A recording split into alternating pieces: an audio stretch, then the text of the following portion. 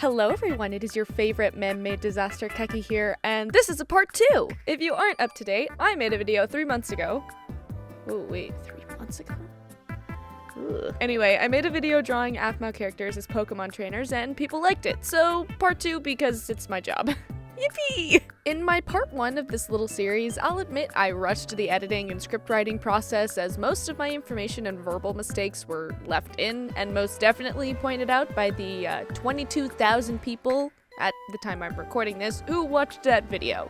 So, I decided this time we're gonna slow it down, take a breath, and really delve into the designs and my motive behind them. As a result of that, this video may be of the longer variety, so settle down, grab a snack, and let's get into 12 more Aphmau characters as Pokemon trainers. Starting off this round strong is one character that several of you wanted to see last time, Ian. Usually, Ian fills the role of the antagonist. In my street, he's the inciting incident that kicks off most of the more lore-heavy aspects of the show.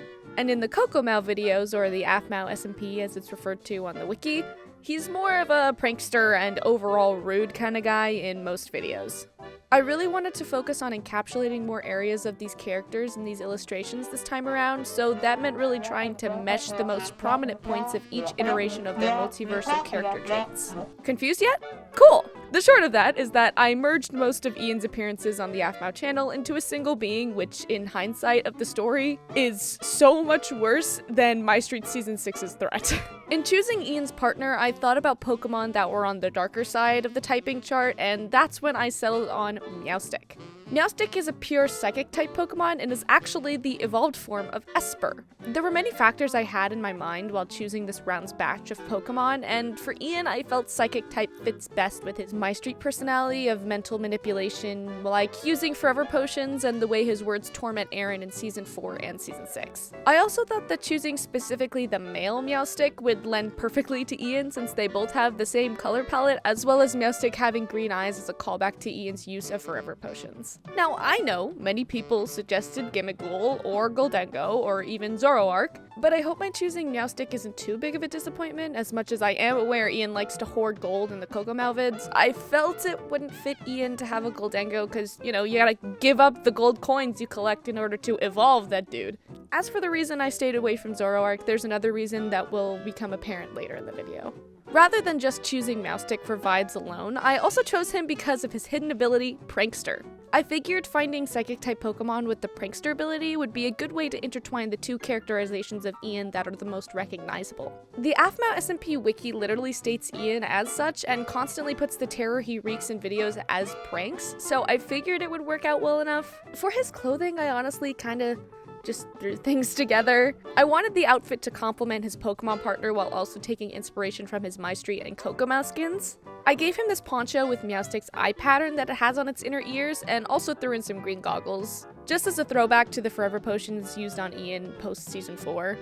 I also gave him a backpack that most definitely carries all of his prankster equipment, as well as giving Meowstic a little gold ingot to carry.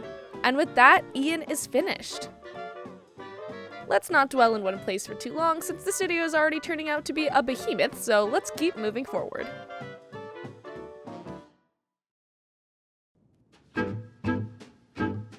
Next up is Nicole.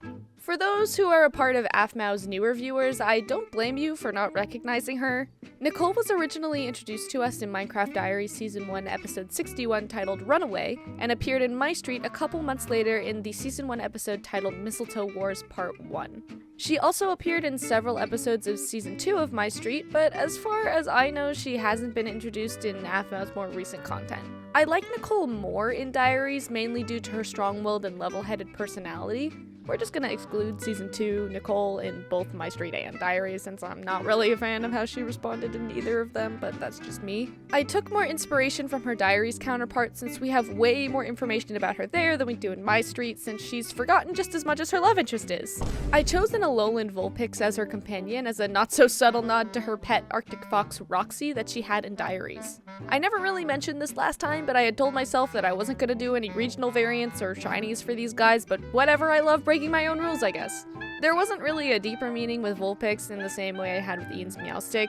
That's a pattern you'll probably pick up on as we continue, that some of these picks for the Pokemon will be super deep and meaningful, and others will be, this character had this color and this name, so I gave them this Pokemon.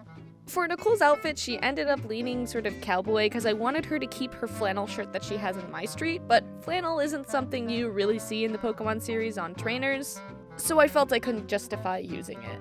With her goggles and gloves, I ended up leaning fully into the ranch hand aesthetic and figured Nicole could be like a Pokemon farm hand of some sort, with her Vulpix acting somewhat as her herding animal. I kept her ripped jeans from her My Street outfit and fitted her with this sort of icy flower design on her shoes, in her hair, and as a buckle for her bag. And that is Nicole all done. Without much delay, let's move on to our next trainer.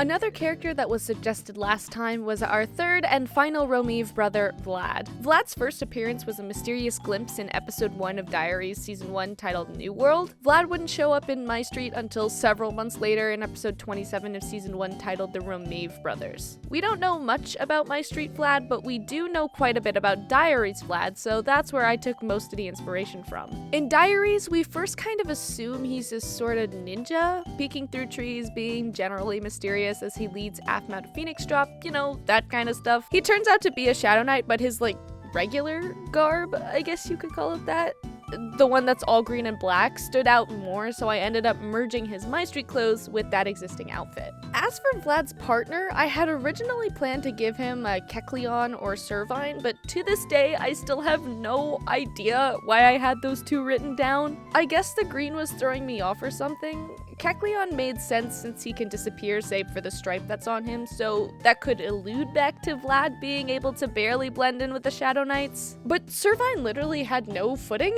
In the end, I decided to go with Decidueye. I'll admit, Alola was not my favorite when it came to the anime, but let me just say something, they've got some banger Pokemon. I will never forgive what they did to you in Legends Arceus, my beautiful baby. Anyway, Decidueye really fits Diaries Vlad really well. Its Pokédex entry states that it can fire its quills as arrows with maximum precision, which can also be a direct connection to Vlad's weapon of choice being a bow. Also taking into account Decidueye's color palette working very nicely with the one I ended up actually using for Vlad. His outfit was inspired by ninja Pokemon trainers from the games and anime, but with a little bit of casual flair to them. And with that, Vlad is complete. On to the next one.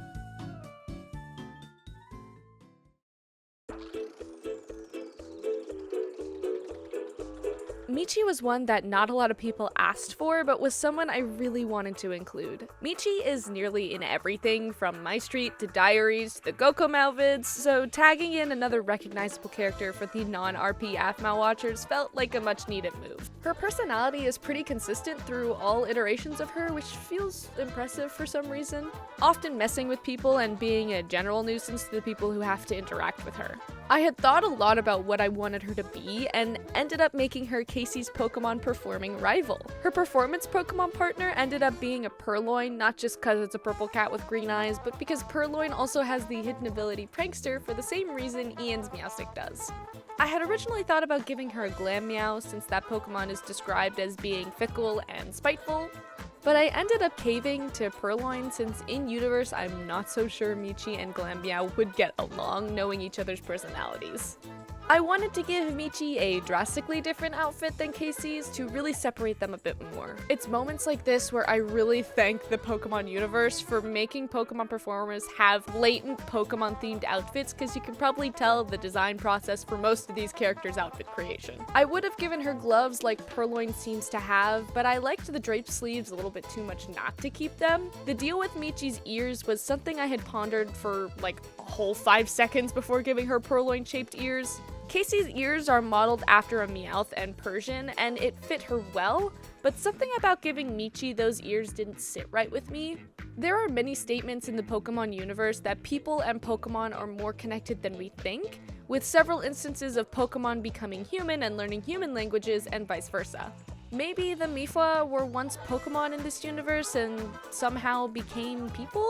I'm not really sure of the details myself, but that's how I'm choosing to explain this. Her outfit was actually pretty simple, much simpler than Casey's, but in all honesty, it really doesn't bother me too much. She actually turned into one of my favorite drawings from this batch, which really surprised me. And with Michi done, let's keep moving forward.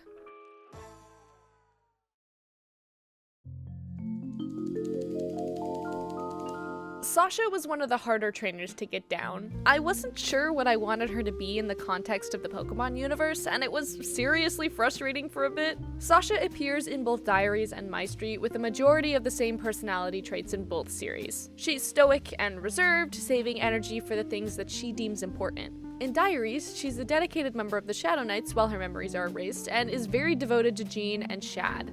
In My Street, she's still a Shadow Knight member, but only really because she likes hanging out with Jean and Zenix too, I guess. I decided out of nowhere to make her a Pokemon Ranger. I'm genuinely still not so sure where the idea to make her a Ranger came from, but I thought it'd be a cool concept for Sasha, since I have literally no clue what she does for work in My Street. I felt giving her a cause to be a part of helped connect her to the Shadow Knights in a way. I don't really know. I'm really just making stuff up at this point. Maybe it would have made sense to make her like a fortune teller or something, because in My Street, she said that she learned palm reading off the internet or something, but like, I don't know. I don't know anymore.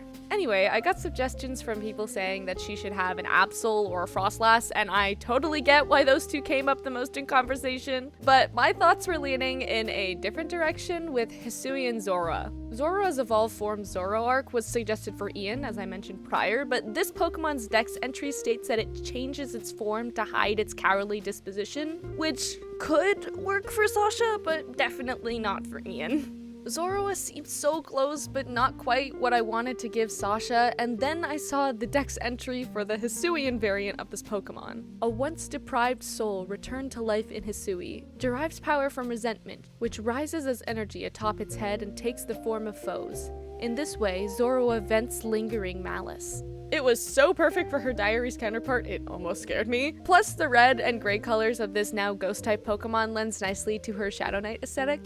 Also, Sasha having a little guy just felt right to me. I made sure her colors, besides the Pokemon Ranger colors that she has, were almost exclusively purple and white, just so she's sort of still recognizable as Sasha. Finishing Sasha was super relieving, and she actually doesn't look half bad despite how much I struggled on her. Now that she's done, let's keep rolling along.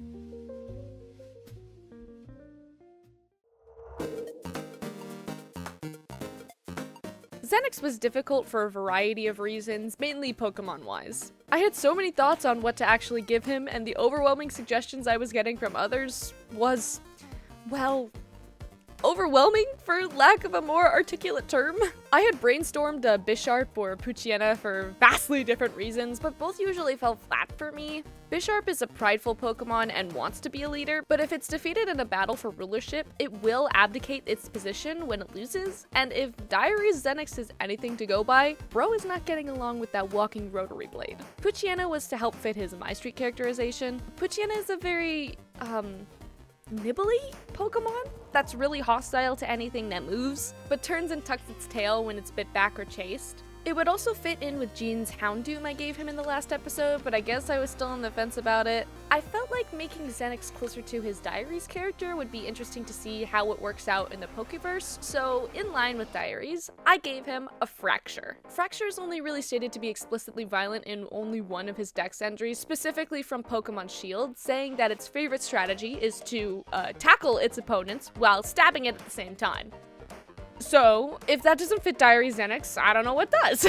I gave him his red eyes rather than his My Street brown ones, just so we can really see the Diaries influence here. I made him more punk than I was expecting, but then again, pairing him with my Jean design, it actually makes a lot of sense. His little scarf thing is meant to match with Fracture's, like, neck armor, and the black and white striped shirt he has on was for absolutely no reason at all, and any coincidence to the place Zenix should be right now is completely coincidental.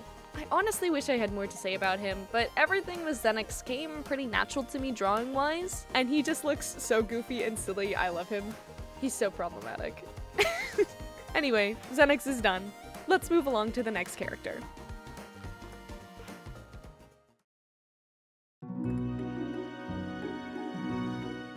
I didn't have Cadenza put down on my original list, but this single request from Travis's VA Patrick Seymour skyrocketed her to a top priority.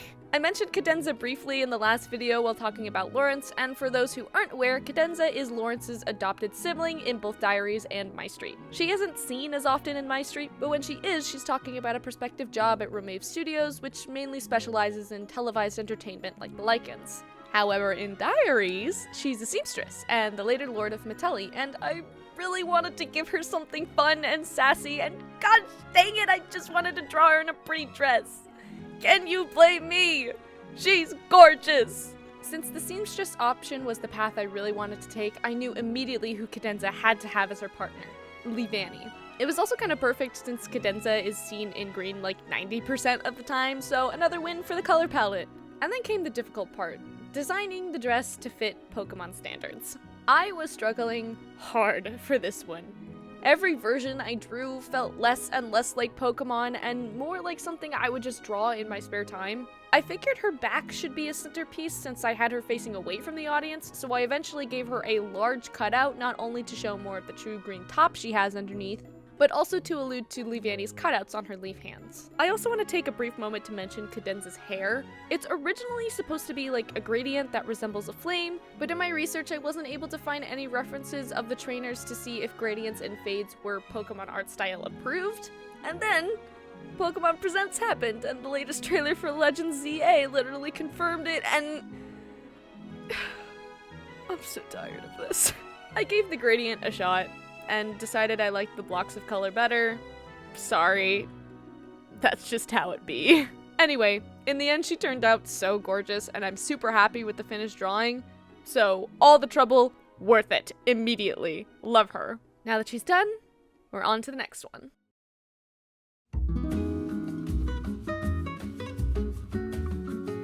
We are now moving into the characters that may be a little bit more foreign to my Street and Diaries watchers.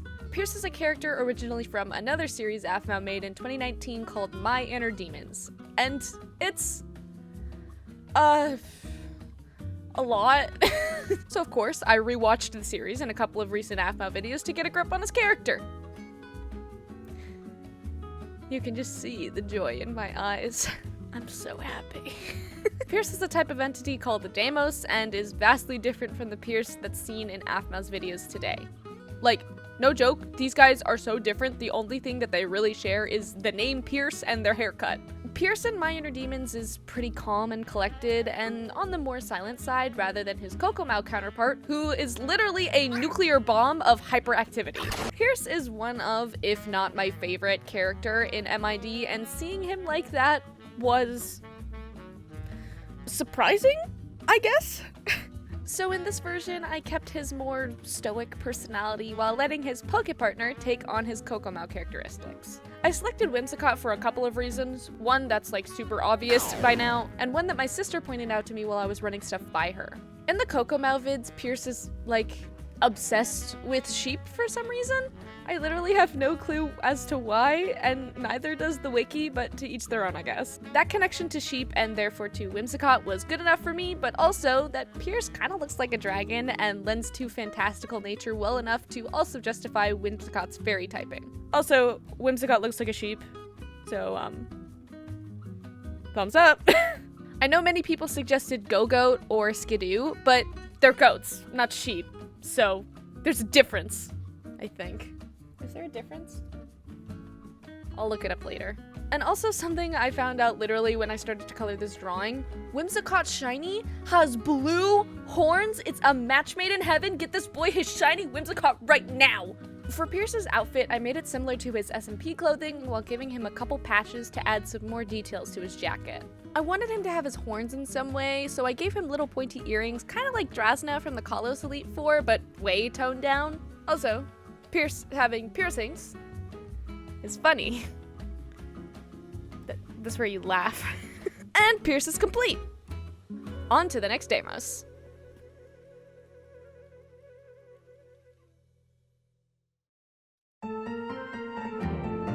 Noi was one of the characters that people practically begged for in the previous video, so here he is. I hand him gently to you. Noi is also from My Inner Demons and is just as weak in that series as he is in the SMP. I had thought about Pinkerchin for him initially, but looking into the dex entries strayed me away from the idea since there really wasn't much to it except for the fact that it was yellow-ish. I kept looking, and somewhere along the road I pondered giving him a Minccino, but all that came to a halt when I stumbled across the perfect partner for Noi. A Pokemon so incredibly fantastic and suited for him that all other choices paled in comparison. Pidove.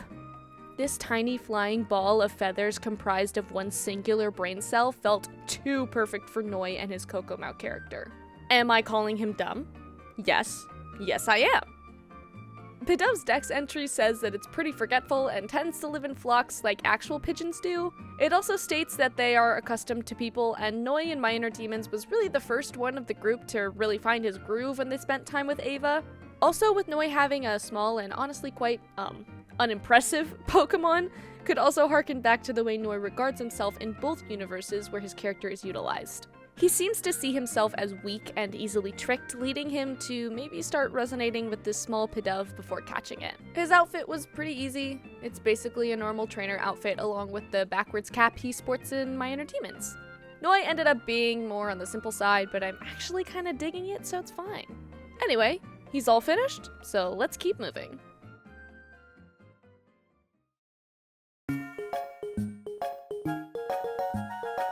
Another My Inner Demons character, Leif used to be exclusive to MID until recently, where he appeared in a couple of the Kokomau videos. I did watch at least one video where he appears, and it's personally not enough to gauge his character for me, so we'll just be sticking to his My Inner Demons characterization for now. Leif was an assassin before being recruited to the Prince's Royal Guard and seems to be murder happy. I guess that's the right word for it. He's very eager to slice anything that moves and is often taking advantage of his ninja-like skill set. So, in the spirit of things that I just mentioned, I gave him a Scyther.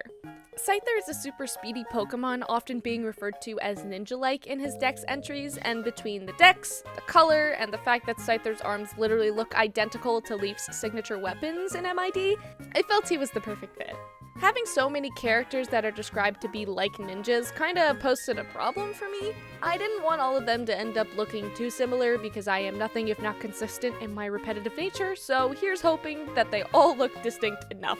Leif's outfit in this drawing was more based on his traditional Deimos garb than his human outfit or even his Scyther's aesthetic, but I was honestly sick of drawing collared button-ups at this point, so cut me a little bit of slack here. I also gave him, like, one of those armband things that you could hold your iPod in. Oh my gosh, I feel old. And a simple messenger bag. I also gave him a headband. Ignore the fact that I gave my other green white-haired trainer a headband that has his Deimos horns on it, since you couldn't really see his earrings in the drawings well enough for a piercing. Anyway, there's not much more I can add since Leif was one of the first characters I had a solid plan for, so with him finished, let's move along to our two final characters.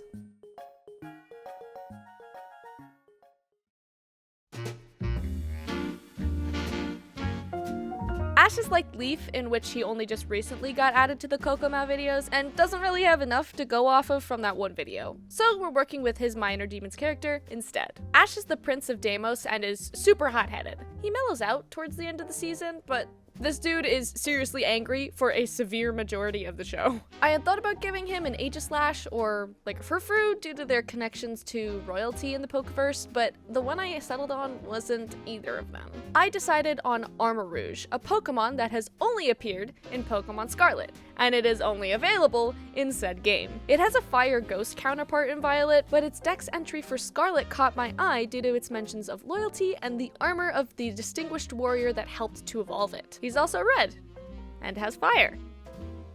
Even better! For his outfit design, I wanted to give him a vibe that's a mix of Lance from the Kanto Elite Four and Leon from the Galar Championship, so leaning more towards gym leader status. His outfit was originally going to be way more casual than what I ended up putting him in, but I honestly like the similarities the final outfit has to Lance because he specializes in dragon types, and Deimos tend to remind me more of dragons than the demons they're most likely based on. I gave him the classic Kanto volcano badge in place of the Deimos crest he has on his original skin. His earrings are meant to look like his horns, and the little ear cuff he has is supposed to be his horn ring.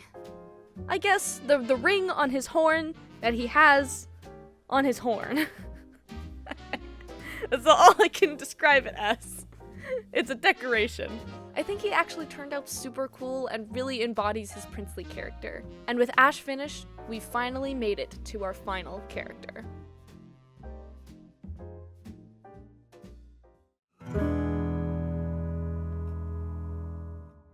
Rise was so easy and simple, it was a crime. I knew I wanted him to sport the intelligence he shows in both his SMP and MID appearances, so I made him a Pokemon professor. I know I really messed up when it came to my last Pokemon professor, so much so that Kim's VA Corinne had commissioned me to essentially fix it, which, yeah, fair point, I guess.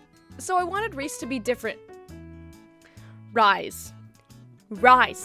Gosh dang it, Keki, his name is Rise! Okay, side tangent, but Jessica, if you are for some reason watching this by some miracle, why is it pronounced Rise when it is so clearly spelt Reese? Then again, you haven't really been consistent with a lot of the other classic name spellings, so why am I really bothered by this? Anyways, I decided that Rise's partner would be a Lapras. Lapras are usually portrayed as very intelligent and dependable Pokemon. In the anime, episodes that focus around Lapras tend to show it caring for other Pokemon or fighting to protect something important. Also, as you may already have guessed, that's the perfect blue Pokemon for my already blue-coded character. Adding on another layer to that, it also has Ice-type moves. And I'm pretty sure that Rise has Ice Magic. Could be completely wrong. I've already forgotten. Rise's colors didn't give me near as much trouble than my last Poke Professors did, but hey, everyone's got their own problems. I ended up putting Rise's necklace that he has in My Inner Demons on his ear, rather than something to emulate his horns, since I thought it worked nicer. And with that, our final trainer is complete. These designs felt so much more involved than last time and a little bit more tricky on the technical side, but they're all done, so I don't really care right now. If you'd like to see the full detailed drawings, they'll be uploaded to all my social media, so follow me everywhere if you want a closer look at these illustrations. Thank you guys so much for watching, and I will see you all later. Bye!